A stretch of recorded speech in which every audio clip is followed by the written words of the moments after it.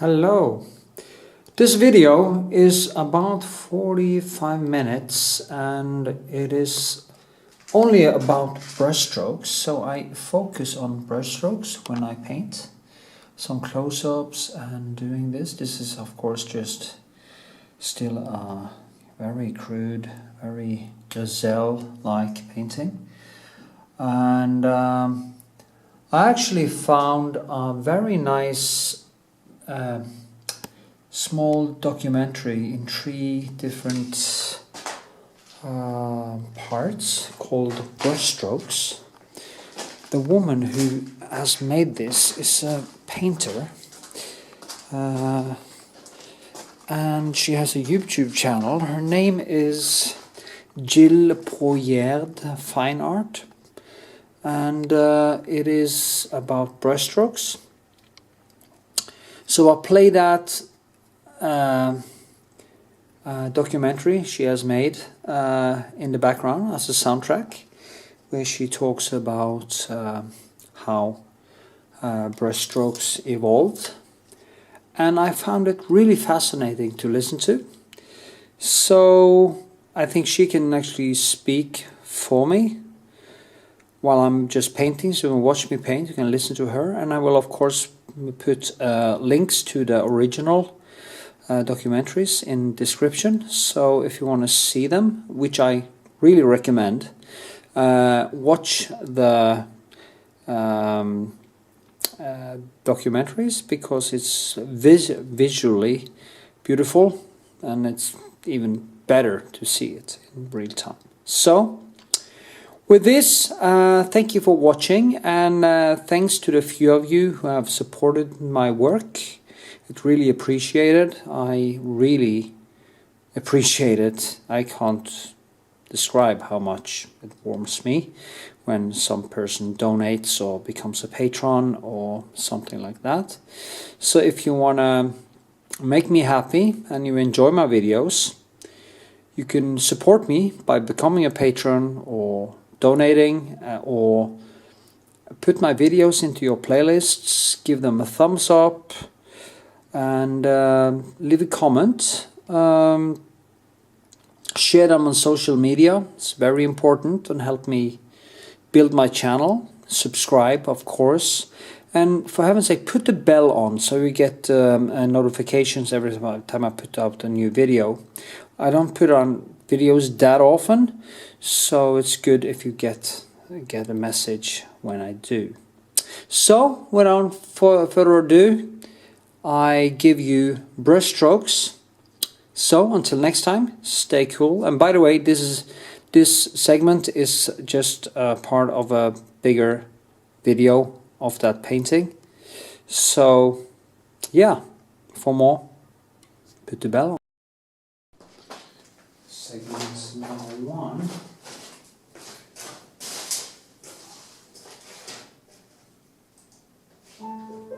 What is it about a painting that allows us to differentiate one artist from another? How is it that we can distinguish a Cézanne, for example, from a Rembrandt? Part of it is the artist's selection of colors and their perspective on subject matter. But paintings are also unique because of the brush strokes used by the artist. In this video, we're going to explore the development of brush strokes and the masters that made them famous. We'll take a look at how the various strokes influenced artistic style as we trace their progression through history, beginning with the Middle Ages. From the 5th century all the way to the start of the Renaissance in the 1300s, there was a limited variety of brush strokes available to artists because of the nature of the painting mediums that were popular at the time. Back then, artists primarily worked in either fresco or egg tempera. Fresco and egg tempera limited artists' abilities primarily because of their fast drying time. A stroke of egg tempera can dry within 5 seconds, and that means that shortly after laying down a stroke of paint, it would dry and could then very easily leave a hard edge, which would create an obvious brush line. Both paints are pretty much permanent as well, so they presented some challenges for artists. Because of these limitations, much of the artwork seen throughout the Middle Ages, which would include Byzantine, Romanesque, and Gothic art, has a similar look. So what brushstrokes did fresco, egg tempera, and even watercolor artists use at that time? In basic terms, there were 3 ways that they would apply the paint. One method was to apply strokes of paint next to one another, in hopes that they would remain wet long enough to blend before drying. They would typically paint in the direction of the form so that any visible lines would coordinate with the image. And in egg tempera, which had to be applied in very thin layers, a section painted this way would be referred to as a glaze. Glazing, which we see throughout history and in oil painting, is the slow buildup of thin layers of paint. Now, egg tempera and fresco painters could also use a hatching technique, or cross-hatching. To do this, brush strokes are applied in rapid repetition in the same direction, and sometimes also at perpendicular angles, which is called cross-hatching. It's reported that Michelangelo used this technique when painting the Sistine Chapel frescoes. And finally, an artist could simply paint lines and shapes directly, called direct painting, intending them to stand alone, to communicate something such as a boundary of an eye. So when did oil painting come into use? Well, prior to the start of the Renaissance, we find that artists did have some knowledge of oil paint. But it wasn't until Flemish painter Jan van Eyck perfected its use in the early 1400s that the medium started to gain recognition.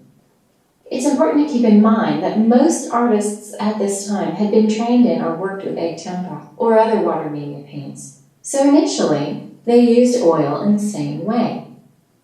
In fact, today experts sometimes have a hard time distinguishing whether paintings during this time of transition were painted in oil or egg tempera. Oil paint stays wet much longer than the other paints and has a denser, butterier consistency, making it remarkably easy to achieve smooth blends. Artists, especially the innovative ones like Van Eyck, must have been thrilled to discover that when they painted strokes side by side as they had with the egg tempera, they could now easily blend them together at a relaxed pace, producing virtually invisible brush strokes and resulting in beautifully smooth color or value transitions. And this then made the effectiveness of glazing even more powerful when done in oil. The transition to oil as a primary painting medium was gradual through the first part of the Renaissance. Jan van Eyck was a critical part of this transitional time period. The style he developed was characterized by incredible realism, minute detail, natural light, and brilliant color, all made possible through his ingenious use of oil paints. He had absolutely seamless brushwork, and his art appears so fresh as if they could have been painted yesterday. Some of the artists during this time of transition would actually use both mediums in the same painting, including the ingenious Renaissance artist Leonardo da Vinci. Da Vinci, who was quite an innovator, perfected a brush technique called sfumato, where the outlines of forms are softened and shadows painted so gently that the image conveys a soft, almost misty appearance referred to as Leonardo's smoke. He achieved it by painting multiple thin layers and making the changes in value very, very gradual. It's one of the reasons his paintings had a very unique, lifelike appearance. Around 1500, we see the artist Titian come into the public eye, another incredibly important figure in art, and someone that would inspire many future generations. Titian is really the first artist to show vigorous, expressive brushwork, often called painterly brushwork, a style in which the artist doesn't care whether a stroke shows, and in fact uses the lines of the individual stroke to impact the painting. He would use his brush to dab, scrape, smooth, and scumble, a freedom of expression that would increase as he progressed in his career. He's also one of the first to use thick paint, called impasto, beyond emphasizing highlights. As we'll see, once you add impasto paint as a type of application, the thicker paint opens up the door to a wide variety of brushwork. Another dramatic step in the progression of brushwork is seen in the work of El Greco, who painted in the late 1500s. He completely broke with tradition through his use of very thick paint, very unusual colors, and a distortion of his figures. El Greco looked at Titian's vigorous brushwork for inspiration rather than the smooth techniques used by many of his contemporaries, and started allowing his brush or painting knife to express emotion. El Greco is one of the first artists to use a very stiff hoghair bristle brush, and he would use it to create textural brush lines. You can tell when an artist uses hoghair bristles because unless they smooth it afterwards with a soft bristle brush, the bristle lines are visible in the paint. He's also one of the first artists to use an early version of a palette knife for painting. A close look at his artwork shows that both his brush or knife strokes are broken, and he makes no real attempt to smooth the paint. His contemporaries thought this was really crude, but today, critics consider his work an early form of expressionism. Now, if we compare El Greco's rough creative style with that of his contemporary Caravaggio, who also had an incredible impact on the world of painting, if we forget about their difference in subject matter and color palette and just look strictly at the artist's style in their brushwork, you can see an amazing difference, and you can see how the diametrically different brushwork impacts the piece. They both had major impacts on future artists. Caravaggio's use of light, his seamless glazes, and his invisible brushwork would inspire artists like Velázquez, Rembrandt, and Vermeer, while El Greco's imaginative, expressive brushwork would inspire more modern artists like Manet, Cézanne, and Picasso. As the use of oil became established, artists continued to discover the medium's capabilities. They began to see that they didn't need to be so rigid with their brush. The paint gave them the opportunity to innovate, which is exactly what artists like Rubens, Velázquez, Howes, and Rembrandt would do throughout the Baroque period. These artists would also famously expand the use of impasto, using it to more interestingly portray fabrics, jewelry, and skin texture, while artists like Vermeer stuck to the traditional glazing methods. Peter Paul Rubens was an admirer of Titian's work, and his own work reflected that. He was known for his variety of brushwork, and is the first artist known to thin his paints with turpentine. As he aged, his brushwork loosened and began to take on a kind of energy that later artists would incorporate into their own style. Both Spanish artist Diego Velázquez and Dutch artist Frans Hals would paint realistic portraits and figures, and would find ways to individualize their brushwork. Velázquez through a feathered, kind of a dry brush technique, and Hals through vivid, quick strokes and dabs.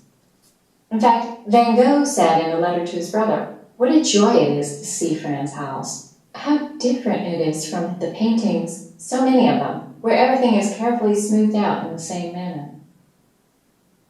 Hals and Velázquez set the stage for Rembrandt, a later contemporary and one of the greatest of all Dutch painters.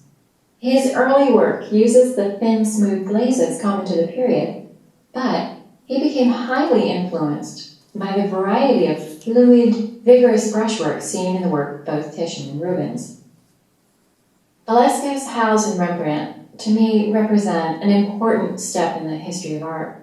Not only do they masterfully combine thin and thick paint application methods, but they begin to popularize the single-stroke expression, or bravura brushwork, which is basically bold, daring brushwork. In fact, Rembrandt is said to have done in one stroke what would have taken others 5 passes to accomplish. Hals and Rembrandt were also the first great masters of what we call directional brush strokes, where the strokes are intentionally left visible and are painted in a direction or with a certain motion in order to convey an object or an aspect of the painting. Now, around this same time period, landscape painting began to take a prominent role in art. Jacob van Ruysdael, one of the greatest Dutch landscape painters, developed new methods of applying paint in order to better communicate aspects of a landscape.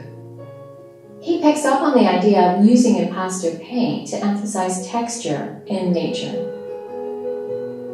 John Constable, who was popular in the early 1800s, was distinctly influenced by the work of Ruysdael, but he felt that landscapes should represent what you see, not the idealized version that was seen in the Baroque period. Constable painted oil studies on location in order to better reflect realism. What's interesting is his work in these studies is very similar to what we'll see in the work of some of the post-impressionists at the end of that century. He developed lively, free brush techniques in order to capture the quickly changing elements of nature. This freedom initially resembled the style of Ruysdael, but as his career progressed, his self-expression did as well. He took the use of impasto even further than Ruysdael had, whether using a brush or a palette knife. And he would fleck on little bits of off-white paint to add texture to his water and skies, which proved to be a slight irritation to his contemporaries and critics.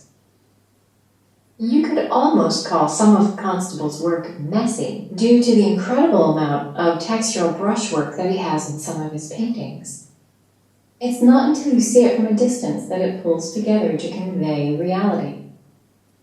And of note, towards the end of his career, he picked up watercolor as a painting medium and employed some of the same brush strokes and his vision of nature to that medium, including using washes of color and scumbling. One of Constable's contemporaries was J.M.W. Turner, who was also very innovative, especially in the portrayal of light and atmosphere. Turner worked in both watercolor and oil paints. Because of his work with watercolor, and he was considered one of the greatest watercolorists of his time, he had an additional knowledge of transparency and the benefits of using white surface. Turner increasingly used less detail in his work as he advanced in his career. His methods of application included thin transparent glazes, soft scumbling, impasto paint, and palette knife work. But he also used directional brush strokes to the extreme, producing an intense sense of drama in his work. Turner had a major influence on the Impressionists who were to come shortly after, including Claude Monet, who discovered Turner's work on a trip to England.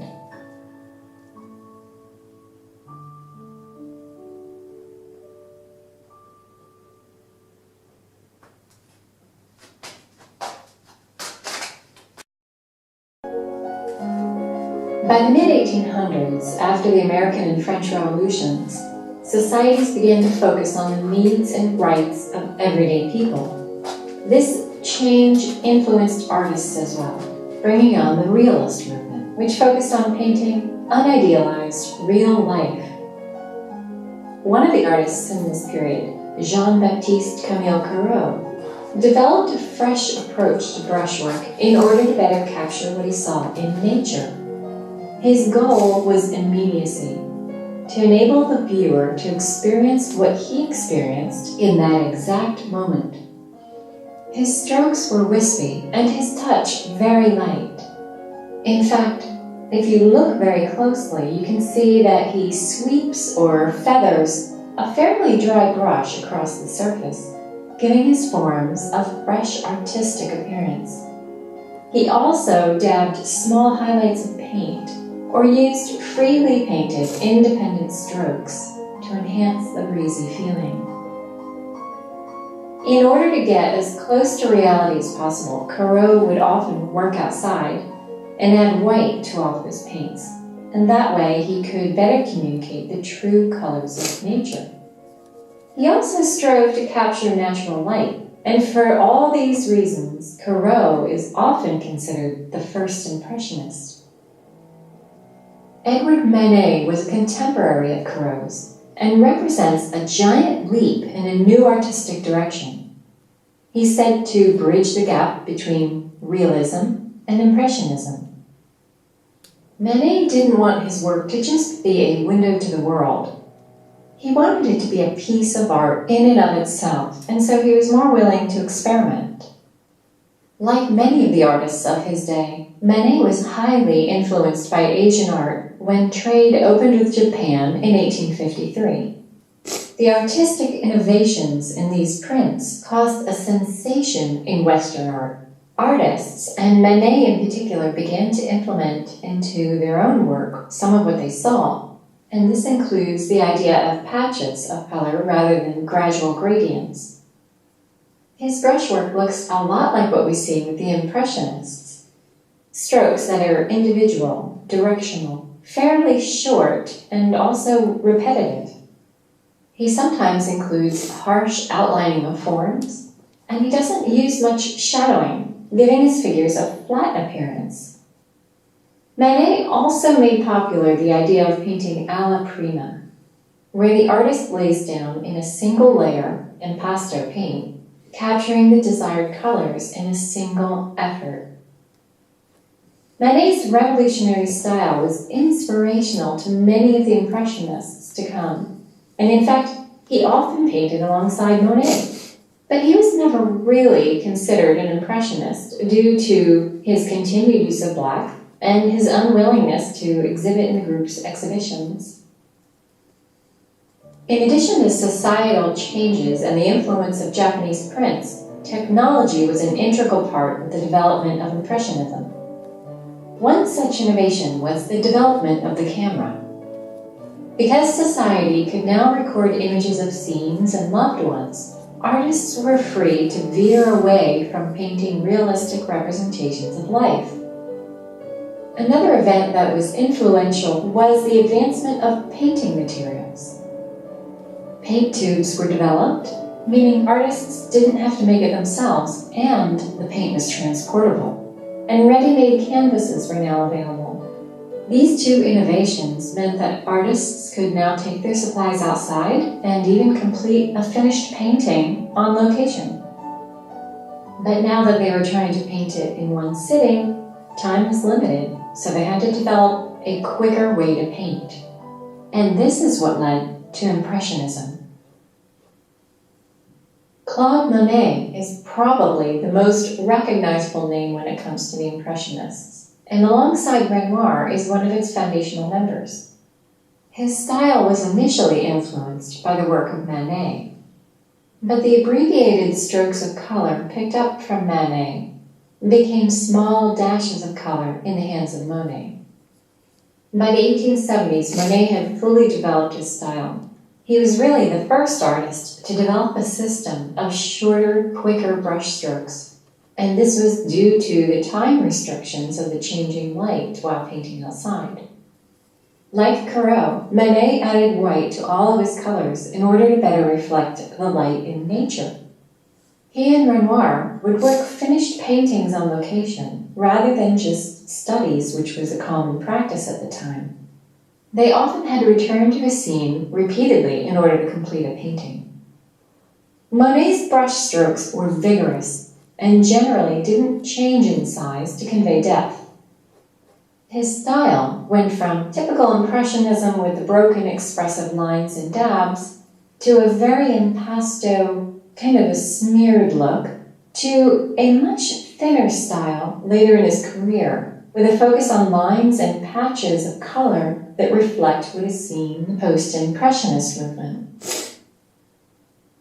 Pierre-Auguste Renoir was one of the original Impressionist painters, working alongside Monet as they developed what is known as the Impressionist style. Renoir painted with much thinner paint than his colleagues. His translucent layers were almost like washes of color seen in watercolor painting. And notice the distinct feathering effect with the strong bristle lines of a hog hair brush. They were applied with painterly strokes, or he might rub the paint on in order to provide a slight layer of color. Renoir preferred to apply his colors directly to the canvas when wet, and then he would slur them together with incredibly free brushwork. He also allowed his colored grounds to show through his translucent layers and spots. In the 1880s, Renoir also painted next to Cézanne and incorporated some of Cézanne's repetitive directional brushstrokes into his own work, and this pushed his style closer to that of the post-impressionists later in his career. Paul Cézanne is an artist that crosses multiple stylistic categories. His aim was to reflect nature according to his sensations. He painted his forms very simply, with dark outlines and incorrect perspective. His style was very flat and very unique, but he's also known for the use of repetitive, flat planes of color and rhythmic directional brushstrokes in almost parallel diagonal lines.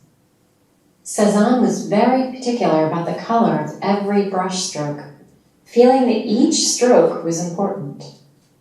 Now, Cézanne is often listed as a post-impressionist, but he really adhered to the naturalistic ideals of the Impressionists throughout his career.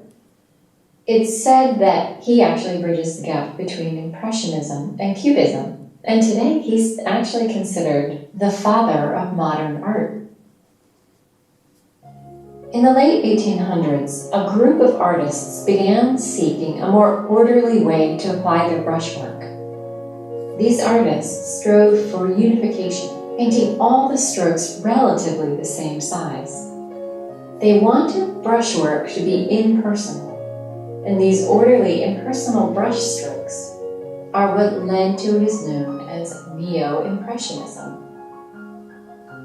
Neo-Impressionists had an affinity for laying down pure color next to each other with very little mixing, letting the viewer's eye optically mix the colors upon sight. Georges Seurat was the inventor of this new method of painting. Seurat was looking for a scientific, methodical way to convey natural light and atmosphere.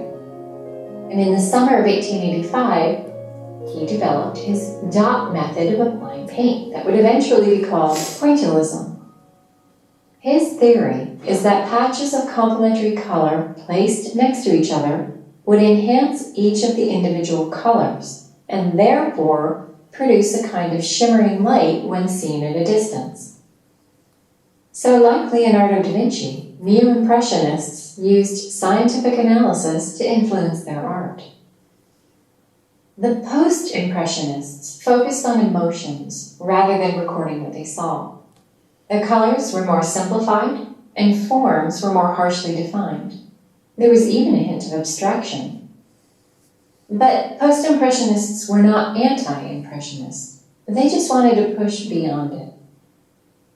The primary artists in this movement were Cézanne, Van Gogh, and Gauguin.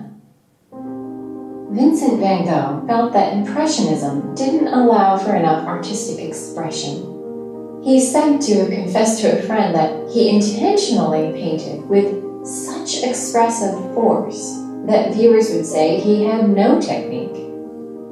Van Gogh was the king of rhythmic directional brushstrokes, combining them with his bold complementary color schemes and a very heavy impasto paint in order to express his feelings rather than just what he saw. Notice in this sketch that he did for his painting The Harvest, he's planned out the direction of his various brushstrokes. And now here's the finished painting. Van Gogh felt that this was one of his best paintings, even commenting to his brother that the canvas absolutely kills all the rest. And his innovative style had an important impact on future generations. All of this is even more impressive when you consider that his career only lasted for 10 years. Another post-impressionist who showed great innovation was Paul Gauguin. Like Manet and Cézanne before him, he paints patches of color, But Gauguin takes the concept a step farther, painting large, flat areas of almost single color, without much form, and very distinct outlines. His style is often referred to as cloisonnism because of its similarity to cloisonné, an artistic form of metalwork. As you can see, like Gauguin, cloisonné features isolated segments of color and highly outlined forms. His application of paint is very flat, and his brush strokes generic, almost indistinguishable. In fact, he seems to show a complete lack of attention to brushwork. His style is actually reminiscent of the pre-Renaissance tempera paintings because of the flatness of the appearance, the nondescript brush strokes, as well as the masses of color. And it's also something that we see a lot of in the century to come, when art tends to focus more on shape, color, and line.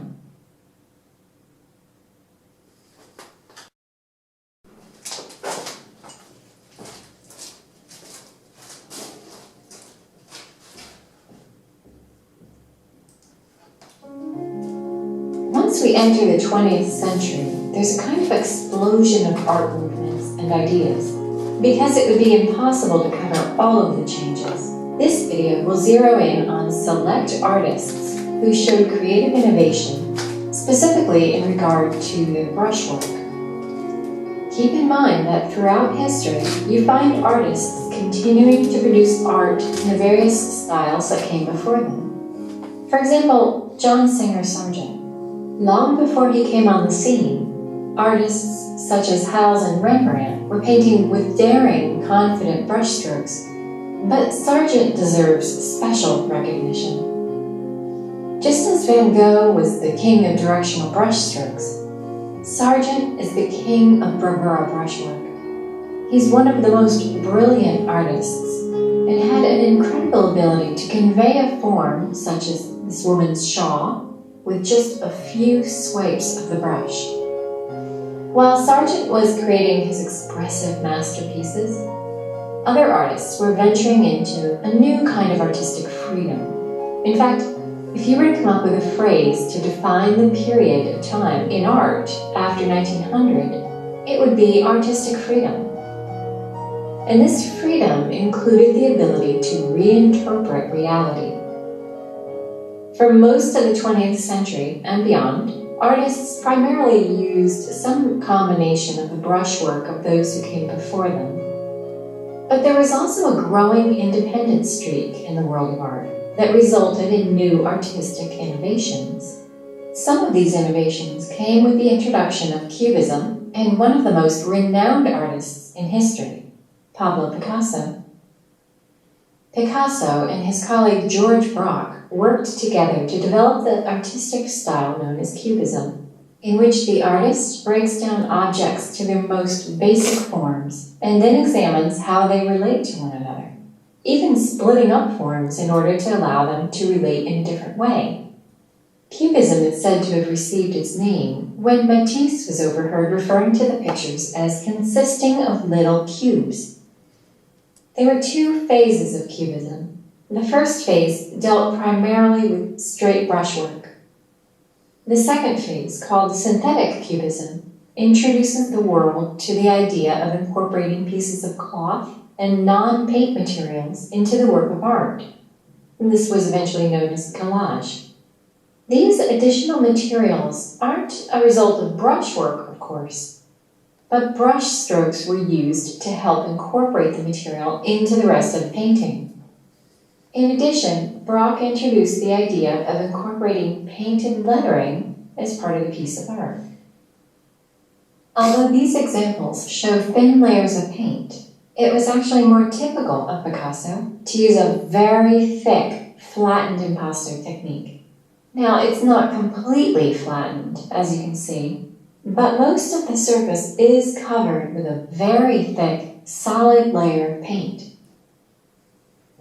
During the time of the two world wars and the financial crisis, there's a kind of hiatus as far as the development of new brushwork. Instead, what you tend to see are new expressions in form and color, as well as choice of subject matter. and this is very likely due to the extreme emotions of the day. Artists were trying to find ways to voice their overwhelming feelings. It wasn't until after World War II that we began to see new breakthroughs in brushwork and the application of paint. In the 1950s, a new style developed that seemed to be more about the paint than about what was being painted. To the artist, it was about communicating emotion and breaking free of constraints, such as traditional painting tools and methods. This new style was called abstract expressionism. And Clyfford Still is an American artist credited with laying its foundations. In abstract art, there's typically no single focal point. The work is about the whole image, keeping the viewer moving through the piece. The work at this time is also typically painted on a large scale, and this forced the viewer to take it on in a more personal, intimate way. Still painted broad expanses of color and applied the paint with extremely active strokes, creating jagged edges and lines of color that seemed to cut through the surrounding paint. He applied the paint both very thickly with a trowel as well as thinly with a brush, and sometimes left vast areas of canvas completely bare. Around the same time, in the work of one of Still's colleagues, Franz Kline, we see immense, bold brushstrokes painted primarily in black and white. Now, at first glance, his work appears to consist just of black paint, but in reality, it's made up of multiple layers of black and then white, and then black again, and so on, using a variety of white tones. Kline got his inspiration from seeing projected images that were so enlarged as to create abstract versions of an ordinary form. So a picture of a chair projected onto a wall and enlarged a great degree would cause the chair to be broken down into a series of lines. And this proved to be an inspiration. He began to paint planned works using massive brushstrokes and regular house paint in order to communicate his ideas. In the 1950s and 60s, Mark Tobey took the idea of calligraphic writing seen in Eastern art and incorporated it into a series of paintings, developing his characteristic white writing style. This style involved painting white cursive letters on top of a dark, abstractly painted canvas. The dynamic, almost chaotic appearance that often covered the complete span of the canvas is said to have influenced Jackson Pollock.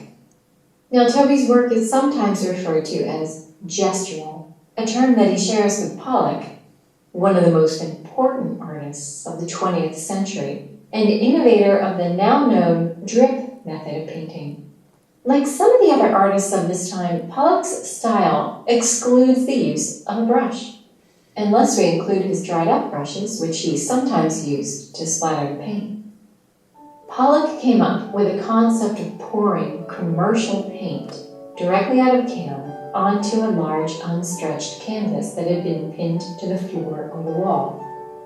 He would often place a stick in the can to act as a kind of conduit for the paint in order to control the flow. He would also fling or dribble the thin paint and ultimately create kind of a complex web of colorful paint in order to communicate his deepest emotions.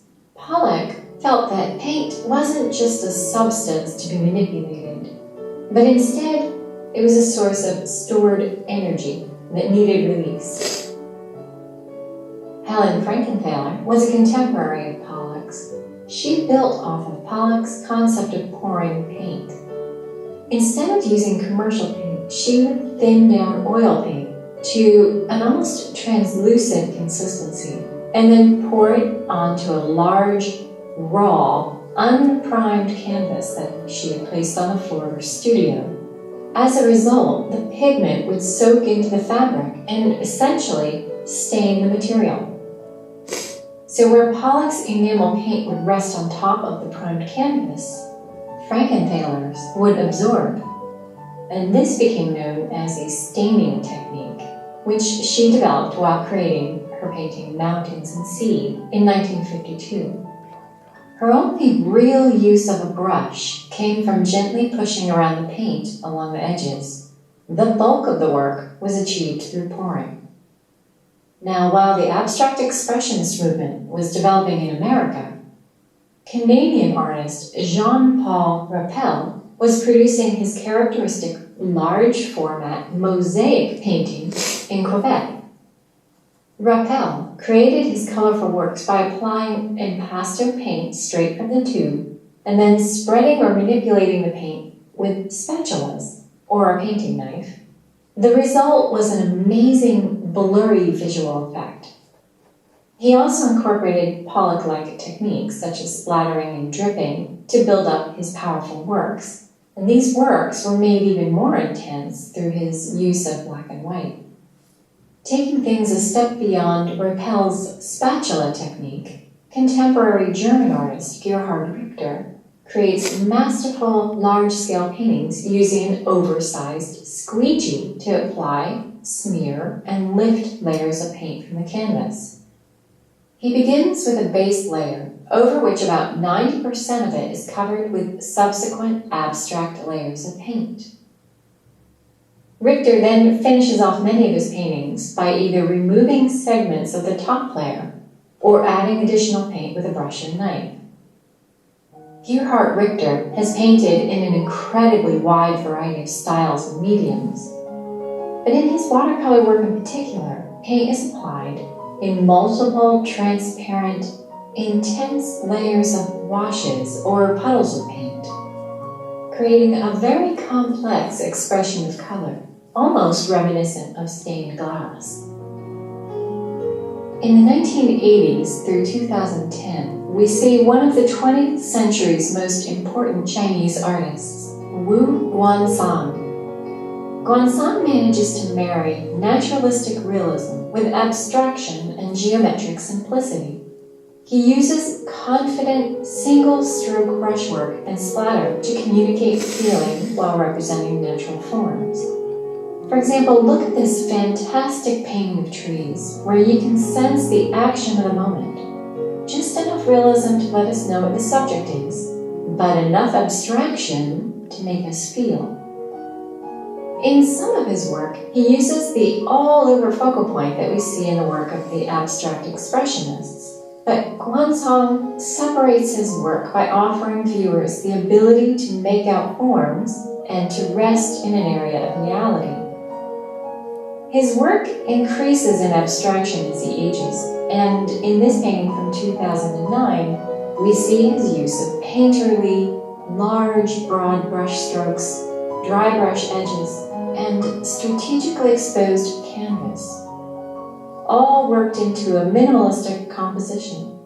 You can almost see the influence of Klein in this piece, or the influence of Cubism in this one.